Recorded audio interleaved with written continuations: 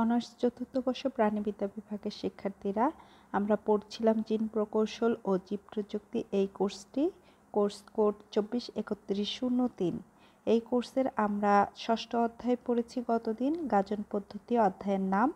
এর প্রথম অংশ খাদ্য উৎপাদনে গাজন পদ্ধতির প্রয়োগটা দেখেছি। আজকে আমরা দেখব হচ্ছে অ্যালকোহলীয় যে পানীয় আছে তা সেটা উৎপাদনে গাজন পদ্ধতির প্রয়োগ, অর্থাৎ alcoholic drink production by fermentation technology.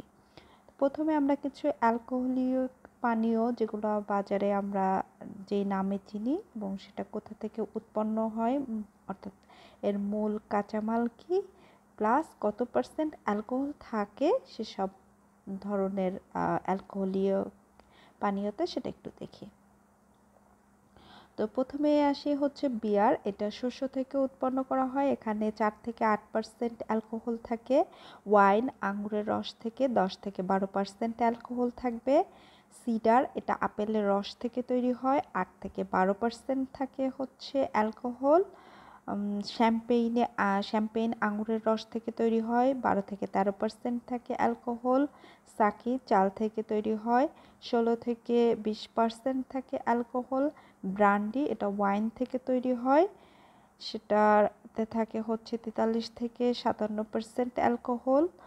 Whisky, সেখানে শস্য থেকে তৈরি হয়, 51-59% অ্যালকোহল থাকবে। র্যামতে চিটাগুড় থেকে তৈরি হয়, 51-59% অ্যালকোহল থাকে। আর জিন যেটা, সেটা হচ্ছে শস্য থেকে তৈরি হয়, এখানে থাকে 51-59% হচ্ছে অ্যালকোহল।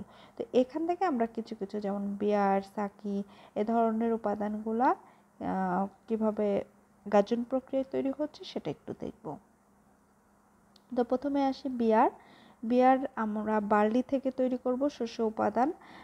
গম এবং বার্লি মোটামুটি দেখতে একই রকম, কিছুটা পার্থক্য, সামান্য পার্থক্য এদের ভেতরে আছে, দেখতে অনেকটা একই রকমের মনে হয়। তো এই বার্লিকে প্রথমে মল্টিং করতে হবে। তো মল্টিং মানেটা কি, এটাকে ভেজাতে হবে, 70°C তাপমাত্রায় এর অঙ্কুরোদ্গম হতে দিতে হবে এবং 65°C তাপমাত্রায় সেটাকে আবার শুষ্ককরণ করতে হবে।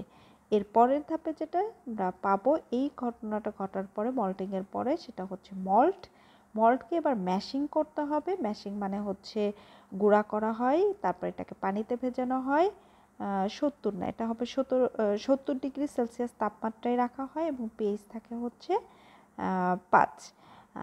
এই যে ম্যাশিং করে আমরা যেটা পাবো সেটা আবার বলা হচ্ছে ম্যাশ।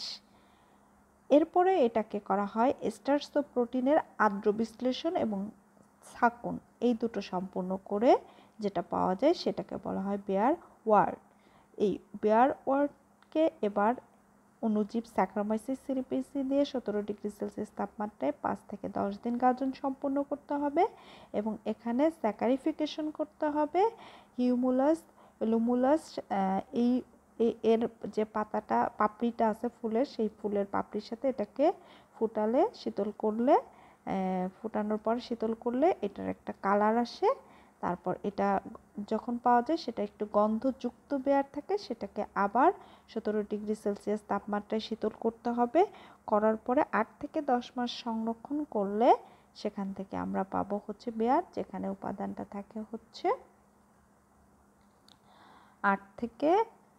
4-8%।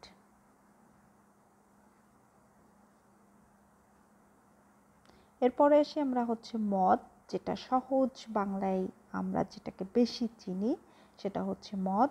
তো মদের ক্ষেত্রে এটা শুকনো মিষ্টি আঙুর থেকে তৈরি করা হয়, সেটাকে আঙুরটাকে শুকিয়ে মিষ্টি আঙুরগুলাকে মাড়াই করে মাস্ট তৈরি করা হয়। এই মাস্টকে এবার অণুজীব স্যাকারোমাইসিস সেরেভিসি অথবা স্যাকারোমাইসিস ইলিপসিওডিয়াস এর সংখ্যা বৃদ্ধি করা হয় প্রথমে।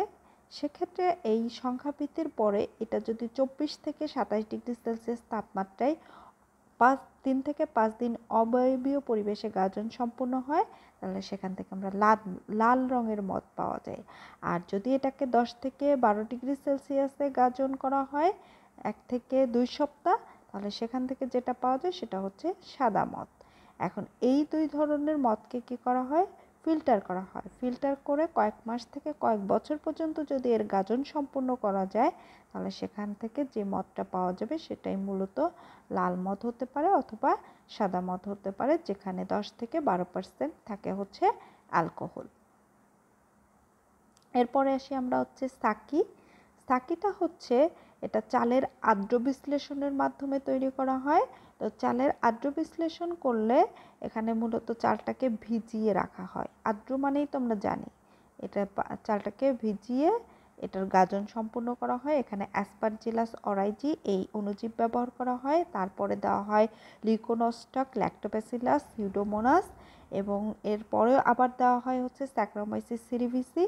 এগুলো দেওয়ার পরে এখান থেকে এই চালের আর্দ্র বিশ্লেষণের ফলে এখান থেকে যে জলীয় উপাদানটা পাওয়া যায় সেখানে 20% অ্যালকোহল থাকে, বাট সাকি হচ্ছে মূলত 16% অ্যালকোহল, যেটাকে পানীয় হিসাবে ব্যবহার করা হয়ে থাকে।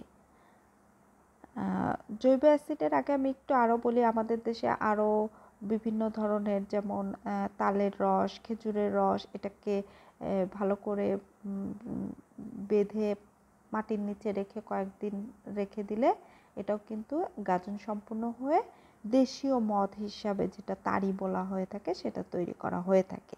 এরপরে আমরা যেটা দেখব সেটা হচ্ছে জৈব অ্যাসিড। তো জৈব অ্যাসিডের ক্ষেত্রে এর ব্যবহারটা দেখি। ল্যাকটিক অ্যাসিড, এটা দুগ্ধ, খাদ্য সংরক্ষণ, ট্যানিং, চামড়া শিল্প, রেজিন শিল্প, প্লাস্টিক শিল্প, ইলেকট্রোপ্লেটিং, বিভিন্ন শিল্পে এটার ব্যবহার রয়েছে। সাইট্রিক অ্যাসিড খাদ্য, চিকিৎসা এবং প্রসাধনী, চর্ম শিল্পে ব্যবহার করা হয়। অ্যাসিটিক অ্যাসিড ভিনেগার হিসাবে খাদ্য সংরক্ষণে ব্যবহার করা হয়। ইটাকোনিক অ্যাসিড, এটা ডিটারজেন্ট তৈরিতে ব্যবহৃত হয়। জিবরেলিক অ্যাসিড কৃষি উৎপাদন এবং উদ্ভিদের বৃদ্ধি, বিশেষ করে উদ্ভিদের বৃদ্ধির ক্ষেত্রে ব্যবহার করা হয়। গ্লুকোনিক অ্যাসিড ঔষধ, কাঁচ পরিষ্কারক হিসাবে ব্যবহার করা হয়। ফিউমারিক অ্যাসিড রেজিন শিল্পে ব্যবহার করা হয়। এই যে অ্যাসিডগুলো দেখছি, এগুলো কিন্তু সবই গাজন প্রক্রিয়ায় তৈরি করা হয়ে থাকে এবং এটা বিভিন্ন শিল্পে এর ব্যবহার রয়েছে। তো প্রথমে আমরা এখানে আমরা দেখব হচ্ছে মূলত ল্যাকটিক অ্যাসিড কীভাবে গাজন প্রক্রিয়ায় তৈরি হয় সেই প্রক্রিয়াটা। তো ঝোলা গুড়, ছানার পানি, আলু ও ভুট্টার ময়দা, এই 4টা উপাদান লাগবে হচ্ছে ল্যাকটিক অ্যাসিড তৈরি করার জন্য। তাহলে আমার লাগবে ঝোলা গুড় বলতে একেবারে লিকুইড যে গুড়টা সেইটা, ছানার পানি লাগবে, লাগবে পটেটো বা আলু, আর লাগবে হচ্ছে ভুট্টার ময়দা। তো এইটাকে এরপরে এর সাথে ব্যবহার করতে হবে অণুজীব স্ট্রেপ্টোকক্কাস ল্যাকটিস, লিকোনোস্টাক ডেলব্রুকি, লিকোনোস্টাক বুলগারিকাস অথবা লিকোনোস্টাক কেসি। এই ধরনের অণুজীবগুলো ব্যবহার করলে কি হবে, এখানে গাজন সম্পূর্ণ হবে 5 থেকে 7 দিন অবায়বীয় পরিবেশে, এবং পিএইচ থাকবে 5.5 থেকে 6.5, তাপমাত্রা থাকবে হচ্ছে 45 থেকে 50 ডিগ্রি সেলসিয়াস। এরপরে হচ্ছে এটা তৈরি করবে পাইরুভিক অ্যাসিড। সেই পাইরুভিক অ্যাসিডে ক্যালসিয়াম কার্বনেট অ্যাড করলে ক্যালসিয়াম ল্যাকটেট তৈরি হবে। ক্যালসিয়াম ল্যাকটেটের মধ্যে সালফিউরিক অ্যাসিড যোগ করলে ক্যালসিয়াম সালফেট এবং অবিশুদ্ধ ল্যাকটিক অ্যাসিড পেয়ে গেলাম। এখন এই অবিশুদ্ধ ল্যাকটিক অ্যাসিডকে ফিল্টার স্তম্ভের মাধ্যমে ফিল্টার করলে এখান থেকে বিশুদ্ধ ল্যাকটিক অ্যাসিড পাওয়া যাবে। এটা হচ্ছে ল্যাকটিক অ্যাসিড গাজন প্রক্রিয়ায় উৎপন্ন হওয়ার প্রক্রিয়া। এরপরে আসি অ্যালকোহল। অ্যালকোহল মূলত ইথানলের যে বিষয়টা ছিল সেটা। তো এটা রং, ওষুধ, রেজিন, প্লাস্টিক, লুব্রিকেন্ট, অ্যালকোহলীয় পানি এ ধরনের উপাদানে ব্যবহার করা হয়। জৈব বস্তু সংরক্ষণে আমরা যে ফরমালিন ব্যবহার করি, তারপর অণুজীব সংক্রমণ রোধে যে আমরা এই যে স্প্রে হাতে যেই স্যানিটাইজার ব্যবহার করি, এগুলা জীবাণুনাশক হিসেবে কৃত্রিম বস্তু তৈরিতে ব্যবহার করা হয়। বিটানল, অ্যাসিটন বিস্ফোরক উপাদান হিসাবে, গ্যাসোহল যেটার ভেতরে পেট্রোল প্লাস 20% ইথানল থাকে সেটা জ্বালানি হিসাবে, অ্যান্টিফ্রিজার অর্থাৎ ফ্রিজের যাতে তরল থাকে, এটা একেবারেই জমাট না বেঁধে যায় সেজন্য অ্যান্টিফ্রিজার হিসাবে ব্যবহার করা হয়। ল্যাবরেটরিতে আপ ও ডাউন গ্রেডিংয়ের ক্ষেত্রে ব্যবহার করা হয়ে থাকে। বিউটানল প্লাস্টিক রেজিন নির্যাসকারকে এটা ব্যবহার করা হয়ে থাকে। চামড়া শিল্পে ব্যবহার করা হয়। কীটনাশক প্রস্তুতিতে এগুলো ব্যবহার করা হয়। তো ইথানলের প্রস্তুত প্রণালীটা মূলত আমরা এক্ষেত্রে দেখব। তো এক্ষেত্রে হচ্ছে চিটা গুড় বা স্বেচ্ছার উপাদান, এটাকে উচ্চ চাপে সিদ্ধ করতে হবে। চিটাগুড় তো আমরা জানি কি, আর শ্বেতসার বলতে আলু, পাউরুটি, রুটি, ময়দা এই টাইপের যে উপাদানগুলো, এইটা তরল হবে। তরল হওয়ার পরে এখানে আলফা অ্যামাইলেজ এনজাইমের উপস্থিতিতে আদ্র বিশ্লেষণ করতে হবে। সেখান থেকে আমরা পাবো সরল শর্করা। এই শর্করাকে এবার স্যাকারোমাইসিস সেরিভিসি প্লাস ডাইঅ্যামোনিয়াম সালফেটের উপস্থিতিতে গাজন সম্পন্ন করতে হবে। দুই ধরনের, প্রথমে বায়বীয় গাজন হবে, পরে হচ্ছে অবায়বীয় গাজন হবে।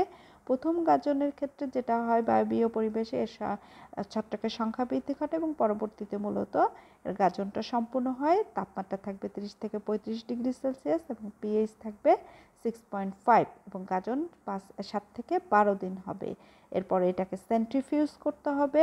সেখান থেকে যে তরলটা পাওয়া যাবে সেই তরলটাকে পাতন করতে হবে। পাতন করলে আমরা ইথানল পাবো। এই ছিল হচ্ছে তোমাদের এই অধ্যায়ের যেই গাজন প্রযুক্তির বিভিন্ন উপাদান তৈরিতে গাজনের যে প্রয়োগটা, সেটা আশা করি তোমরা বুঝতে পেরেছো এবং সবাই ভালো থাকবে, সুস্থ থাকবে। আল্লাহ হাফেজ।